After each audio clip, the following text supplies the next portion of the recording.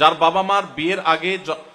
বাবা মার বিয়ের আগে জন্মগ্রহণ করে তাদের জন্য কি ইসলামে কিছু আলাদা নীতিমালা প্রযোজ্য, নাকি তারা অন্য সব সাধারণ মুসলমানদের মতো সকল নীতিমালা মেনে চলতে পারবেন? দেখুন, যাদের জন্ম বাবা মায়ের বৈধ বিবাহের মাধ্যমে হয়নি, সে অবৈধভাবে জন্ম নেয়া মানুষগুলোর কোনো দোষ নেই। ইসলাম তাদেরকে কোনো দোষী করে না। কিয়ামতের ময়দানে তাদের বাবা মার জবাবদিহিতার মুখোমুখি হতে হবে, কিন্তু সন্তানের কোনো জবাবদিহিতার প্রশ্নই উঠে না।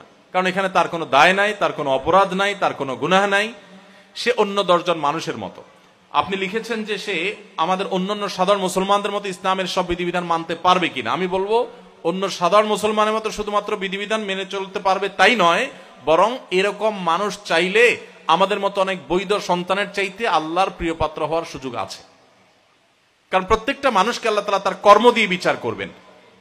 তার জন্ম কিভাবে হয়েছে এটা তার জন্য বিচার্য বিষয় নয়। তার বিচার্য বিষয় হলো তিনি কি কর্ম সম্পাদন করলেন। আপনি জন্ম হয়েছেন অনেক বড় মানুষের ঘরে, কিচ্ছু আসে যায় না।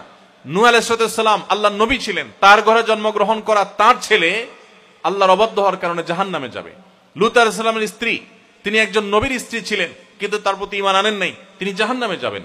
আবার ফেরাউনের মতো আল্লাহ দ্রোহী মানুষের ঘরে বেড়ে ওঠা তার স্ত্রী আসিয়া রাদিয়াল্লাহু তাআলা আনহা, তিনি আল্লাহর প্রতি ঈমান আনার কারণে জান্নাতে যাবেন। কোরআনে কারিমে আল্লাহ তাআলা উভয় রকমের দৃষ্টান্ত আমাদের সামনে দিয়েছেন। এজন্য কার জন্ম কিভাবে হয়েছে এটা দেখার বিষয় না, বিষয় হলো কার কর্ম কি। আল্লাহ কোরআনে সূরা হুজুরাতে বলেছেন, ইন্না আকরামাকুম ইনদাল্লাহি আত্তাকুম, তোমাদের মধ্যে আল্লাহর কাছে সবচেয়ে সম্মানিত হবে সে যার ভিতরে তাকওয়া সবচাইতে বেশি থাকবে। সো আমরা দেখব যে আমরা কি করছি সেটা, আমার পরিচয় কি, আমার পিতৃ পরিচয় কি, মাতৃ পরিচয় কি, আমার বংশ পরিচয় কি, এগুলোর কোনোটি নির্ভর করে না আল্লাহর কাছে মর্যাদা পাওয়া না পাওয়া।